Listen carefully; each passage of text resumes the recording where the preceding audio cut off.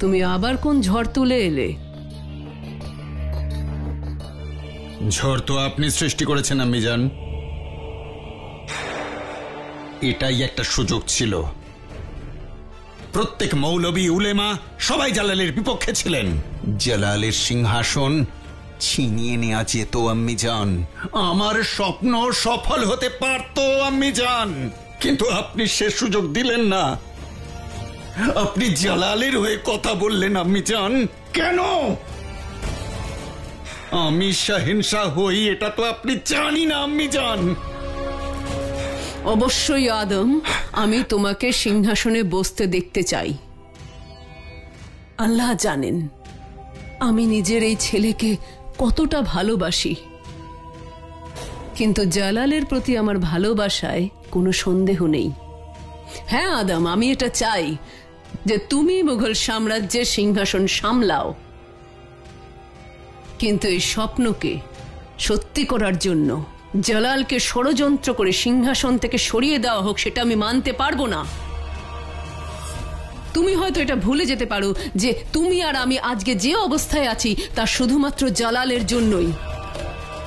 তুমি হলে সুবেদার আর আমি এই সাম্রাজ্যের ওয়াজিরে আলিয়া, আর শুধুমাত্র এটা সম্ভব হয়েছে জালালের জন্যই, কারণ আমাদের ক্ষমতা গোলাম আর দাসীর থেকে বেশি নয়। আর এই ব্যাপারে কি তুমি নিশ্চিত আদম যে জালালকে সিংহাসন থেকে সরিয়ে দেওয়ার পরে মৌলবীরা তোমাকে সিংহাসনে বসাবেন? না আদম, রোজ তুমি শাহেনশাহ হওয়ার স্বপ্ন দেখছো আদম। স্বপ্ন দেখেই যদি শাহেনশাহ হওয়া যেত তাহলে আজকে সবাই শাহেনশাহী হতো। আর যদি শাহেনশাহী হতে চাও তাহলে শাহেনশাহর মতন কিছু কাজ করো, আর এমন কিছু করো যাতে তোমার আম্মিও বোঝে যে সিংহাসনে বসার যোগ্যতা শাহেনশাহর থেকেও তোমার বেশি আছে। আসল কথাটা হলো তুমি হলে জেদি আর রাগী, তোমার করার কিছু ক্ষমতা নেই। আম্মিজান,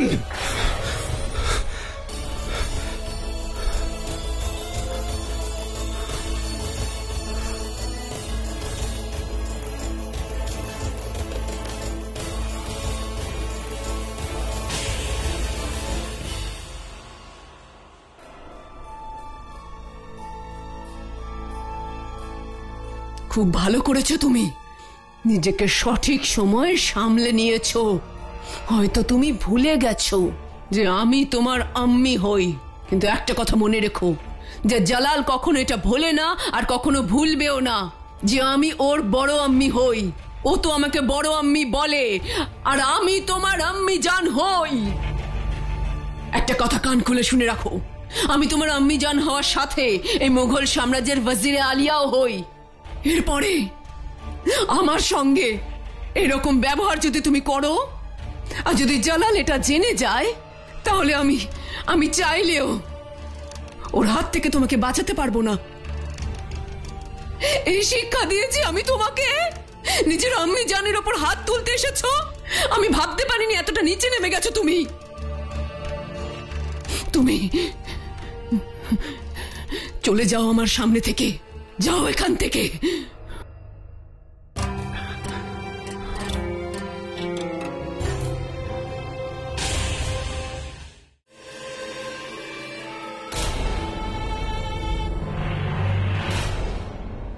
কি আপনারা সবাই এখানে? কি ব্যাপার? সেটাই বলতে এসেছি বেগম যোধা আপনাকে। যদি আমেরে আপনি আমাদের অসুবিধাটা বুঝতেন তাহলে আগ্রায় এত সমস্যা তৈরি হতো না।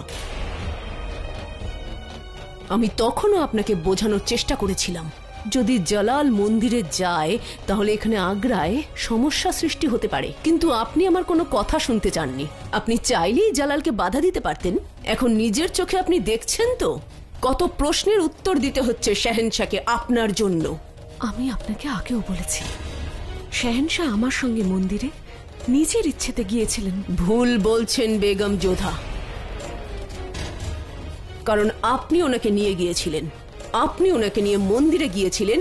এই জন্য শাহেনশাহকে করা সব প্রশ্নের উত্তর দেওয়ার দায়িত্ব কিন্তু আপনার। যদি আপনি চান এই সব ঠিক হয়ে যাক তাহলে আপনাকে ধর্ম পরিবর্তন করতে হবে।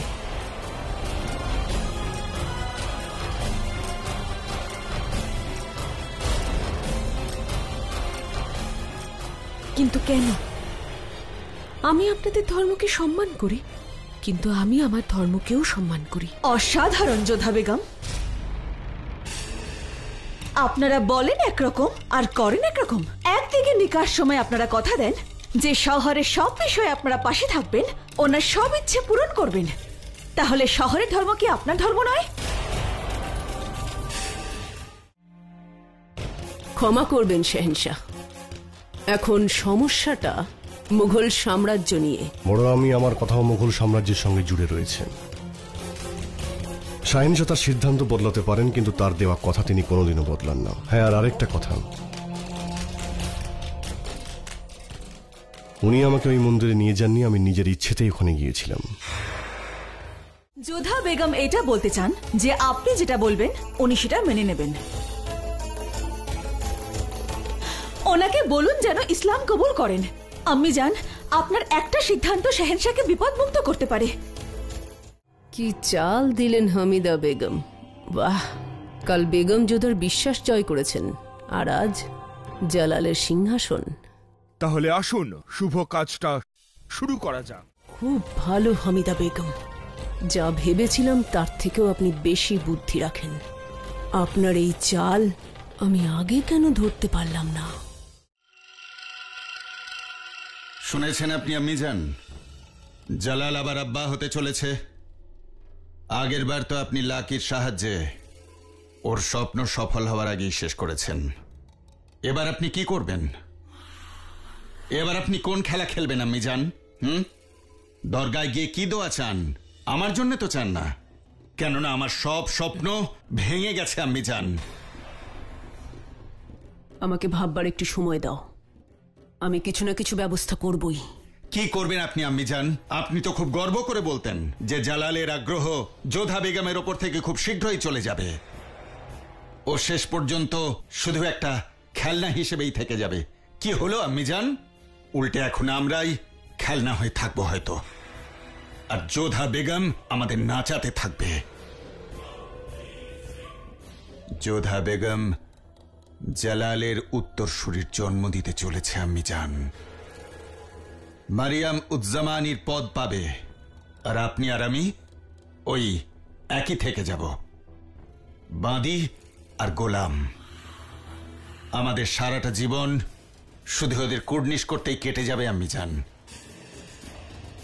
আপনি সর্বদা আমায় বলে এসেছেন, আদম তাড়াহুড়ো করো না, অপেক্ষা করো। কি লাভ হলো আম্মিজান অপেক্ষা করে? এবার জালালের সন্তান আগ্রা সিংহাসনে বসবে, আর আমরা গোলামি থেকে যাব। যদি এই কথাটাই মানো আদম, যে তুমি গোলাম আর সারা জীবনে গোলাম হয়ে থাকবে, তাহলে গোলামের মতোই নিজের চিন্তা ভাবনার কথার ওপরে লাগাম দাও। শেহেনশাহ হতে চাও তুমি? সিংহাসন চাই তোমার? সিংহাসন বাজারে কিনতে পাওয়া যায় না আদম, যে আমি দাম দিয়ে তোমার জন্য কিনে এনে দেবো আর তুমি খুশি হবে। একটা কথা আজ তুমি কান খুলে শুনে রাখো, আর সারা জীবন এটাকে মনে রাখবে। জালাল তোমার ভাই, কিন্তু ও নিজের নয়। সিংহাসনে বসা যায় শাহী বংশের হলে, শাহী রক্ত শরীরে থাকলে, কিন্তু তুমি এই বংশের সন্তানও নও আর কোনো আত্মীয়ও নও। জালাল যদি সারা জীবন নিঃসন্তানও থাকে, তখনও ওই সিংহাসনে বসা তোমার পক্ষে সহজ হবে না। তুমি ওই সিংহাসন দখল করতে পারো শুধুমাত্র যুদ্ধ করে, তুমি ওই সিংহাসনে বসতে পারো শুধুমাত্র ষড়যন্ত্র করে, অথবা নিজের ক্ষমতা দিয়ে। কাবুল থেকে হাকিম মির্জার আসতে দেরি হবে না, আর সালিমা বেগম, রোকেয়া বেগমেরও সময় লাগবে না সিংহাসন দখল করতে, কারণ এরা দুজনই শাহী বংশের আদম।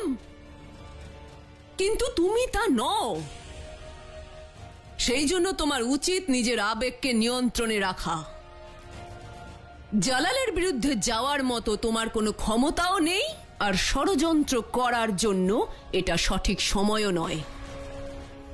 সেই জন্য তোমাকে অনুরোধ করছি আদম, নিজের আম্মির কথা শোনো, আমাকে ভাবতে দাও।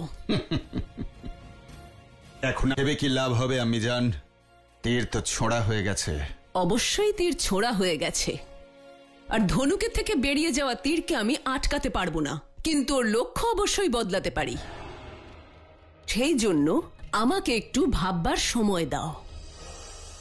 যখন আমি একা থাকি তখন ভালো কিছুই ভাবি। সেই জন্য তোমাকে অনুরোধ করছি, কিছু সময়ের জন্য আমাকে একা থাকতে দাও।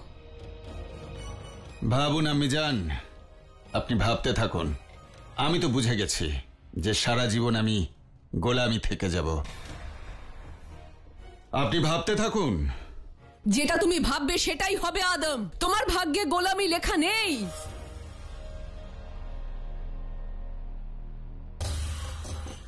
একটা কথা তো আদম ঠিকই বলে গেল, বেগম যোধা কিন্তু জালালের আর খেলনা নয়। জালালের সিংহাসনের পাশে বসার স্বপ্ন দেখছে ও। আমাকে কিছু তো একটা করতেই হবে, না হলে এই দাসীর কথাই সত্যি হয়ে যাবে। সত্যি এই প্রথমবার আমার চালে ভুল হচ্ছে।